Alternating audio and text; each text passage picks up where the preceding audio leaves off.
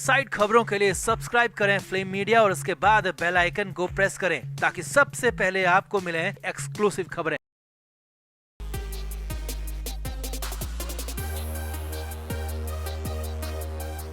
वैसे ही महाराष्ट्र कांग्रेस और महाविकास अघाड़ी में कई तरह की उठापटक चल रही थी। ऐसे में मल्लिकार्जुन खड़गे ने जो बयान दिया है उससे तो कांग्रेस के साथ ही एमवीए भी बुरी तरह फंस गई है। जी हां, मल्लिकार्जुन खड़गे ने महिलाओं पर अभद्र टिप्पणी की है, जिसके बाद अघाड़ी हर किसी के निशाने पर आ गई है। अघाड़ी की विचारधारा और सोच की पोल खुल गई है। अब खड़गे जैसे उम्रदराज नेता के मुँह से जो टिप्पणी निकली है उसका खामियाजा उद्धव ठाकरे और संजय राउत को चुनावों में चुकाना पड़ेगा। तो क्या कहा मल्लिकार्जुन खड़गे ने? मल्लिकार्जुन खड़गे के बयान के बाद क्यों मच गया कांग्रेस में कोहराम और बीजेपी क्यों बुरी तरह भड़क गई? आपको भी सब बताते हैं। आप भी वीडियो को शेयर करें और अपनी राय कमेंट बॉक्स में जरूर दें।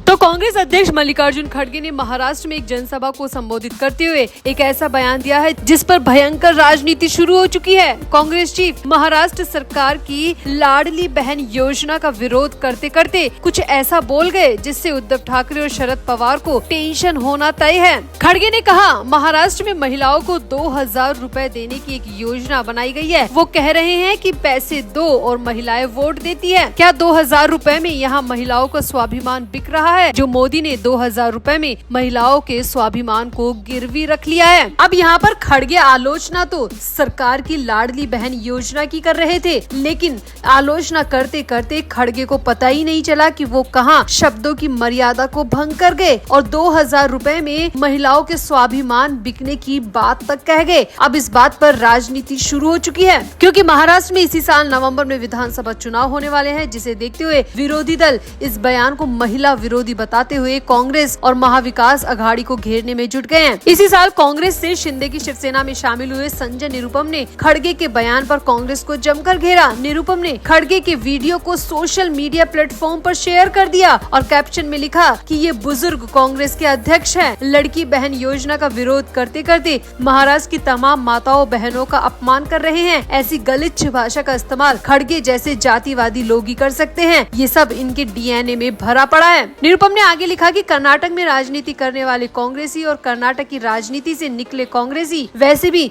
महाराष्ट्र से और मराठी भाषी समाज से हमेशा नफरत करते रहे हैं। खड़गे महाराष्ट्र से नफरत करने वालों में सर्वोच्च शिखर पर बैठे हैं और इसीलिए वो महाराष्ट्र की महिलाओं का अपमान कर रहे हैं। निरुपम के अलावा बीजेपी के कई नेताओं ने भी खड़गे के इस बयान की आलोचना की और कहा कि संजय राउत जैसे लोगों के साथ रहोगे तो संगत का असर साफ नजर आ रहा है। जिस तरह संजय राउत की जुबान पर कंट्रोल नहीं है, संजय राउत अभद्र भाषा बोलते हैं, उसी तरह अब खड़गे जैसे उम्रदराज नेता भी अभद्र भाषा बोल रहे हैं और यहाँ पर महिलाओं के स्वाभिमान को गाली दी गई है, जो कि बीजेपी किसी भी कीमत पर सहन नहीं करेगी। अब महाराष्ट्र में आगामी विधानसभा चुनाव को देखते हुए शरद पवार और उद्धव ठाकरे को इस बयान से टेंशन होना तय है। तीनों दलों के बीच पहले से ही सीएम कुर्सी को लेकर दंगल जारी है। उद्धव ठाकरे फिर से सीएम बनना चाहते हैं, वहीं कांग्रेस और एनसीपी ये साफ कर चुकी है कि सीएम पद को लेकर स्थिति चुनाव के बाद नतीजों को देखते हुए साफ होगी। ऐसे में अब चुनाव से ठीक पहले मल्लिकार्जुन खड़गे के इस विवादित बयान ने महाराष्ट्र की राजनीति में भूचाल ला दिया है। कांग्रेस में तो कोहराम मचा ही है, साथ ही साथ महाविकास अघाड़ी में भी भूचाल आ गया है, क्योंकि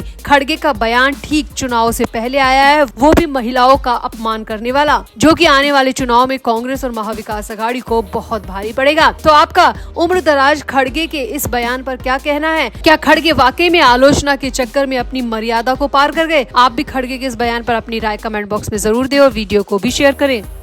तो विधानसभा चुनाव नजदीक आते ही शरद पवार की बेटी और सांसद सुप्रिया सुले ने एनसीपी शरद पवार पार्टी के प्रवक्ताओं के साथ एक अहम बैठक की और इस बैठक में सुप्रिया सुले ने जो आदेश अपने प्रवक्ताओं को दिया, उसके बाद तो शरद पवार और एकनाथ शिंदे के नए गठबंधन की खबरों ने जोर पकड़ लिया। सुप्रिया सुले ने प्रवक्ताओं को जो आदेश दिया उससे शरद पवार की पार्टी एनसीपी के मन में आखिर क्या है, इसे लेकर चर्चाएं छिड़ गई है। महाराष्ट्र की राजनीति में एक नई और सबसे बड़ी चर्चा बन चुकी है। सूत्रों के मुताबिक सुप्रिया सुले ने इस मीटिंग में अपने प्रवक्ताओं, अपने समर्थकों और पार्टी के नेताओं को एक नया नारा देने को कहा है और वो नारा है, एकनाथ शिंदे से बैर नहीं, देवेंद्र तेरी खैर नहीं। सूत्रों के मुताबिक सुप्रिया सुले ने सरकार की आलोचना करते हुए प्रवक्ताओं को आदेश दिया है कि वो सिर्फ देवेंद्र फडणवीस की ही आलोचना करें। उन्होंने बैठक में साफ साफ कहा कि हमारा निशाना सिर्फ और सिर्फ देवेंद्र फडणवीस होंगे, मुख्यमंत्री एकनाथ शिंदे की आलोचना नहीं की जाएगी। जी हाँ, सुप्रिया सुले ने बैठक में साफ साफ कहा कि देवेंद्र फडणवीस को टारगेट किया जाएगा, लेकिन एकनाथ शिंदे की किसी भी तरह की आलोचना मीडिया में नहीं की जाएगी। प्रवक्ताओं को साफ साफ आदेश दिया गया, मीडिया प्रभारियों को ये साफ साफ आदेश दिया गया कि कहीं भी किसी भी बयान में एकनाथ शिंदे के खिलाफ कोई बात नहीं बोली जाएगी। सुप्रिया सुले ने साफ साफ ये भी कहा कि अगर किसी ने भी एकनाथ शिंदे के खिलाफ कुछ भी कहा तो उसे तुरंत पार्टी से बाहर का रास्ता दिखा दिया जाएगा। इसका मतलब कुछ तो शरद पवार और एकनाथ शिंदे के बीच बड़ा पक रहा है। साथ ही इस बैठक में सुप्रिया सुले ने ये भी कहा कि कोई भी मनोज जरांगे पाटिल की आलोचना नहीं करेगा, क्योंकि हम आरक्षण के पक्ष में हैं। इसीलिए हम न एकनाथ शिंदे की आलोचना करेंगे और न ही मनोज जरांगे पाटिल की। आगे देखिए, इसी बैठक में सुप्रिया सुले ने ये भी आदेश दिया कि कोई भी अजित पवार के प्रति सहानुभूति नहीं दिखाएगा। यानी कि यहाँ पर सुप्रिया सुले ने साफ कर दिया कि अजित पवार को शरद पवार माफ नहीं करने वाले हैं। शरद पवार एक बार फिर से अजित पवार को अपने साथ नहीं लेने वाले हैं, क्योंकि अब शरद पवार का दिल एकनाथ शिंदे पर आ चुका है और ये नया गठबंधन निकलकर महाराष्ट्र की राजनीति में सामने आ रहा है। तो क्या सुप्रिया सुले की इसी भूमिका की वजह से शरद पवार एकनाथ शिंदे के नए गठबंधन की तैयारी शुरू हो गई है? ऐसी चर्चाएं जोर पकड़ती जा रही है। महाराष्ट्र की मीडिया की माने तो शरद पवार ने ये विधानसभा चुनाव से पहले बहुत बड़ा गेम खेला है। एकनाथ शिंदे को अपने साथ लाकर एक तीर से कई निशाने कर दिए। मीडिया रिपोर्ट्स के मुताबिक शरद पवार ने न सिर्फ उद्धव राउत और राहुल गांधी को आईना दिखाया, बल्कि देवेंद्र फडणवीस को भी अलग थलग कर दिया है।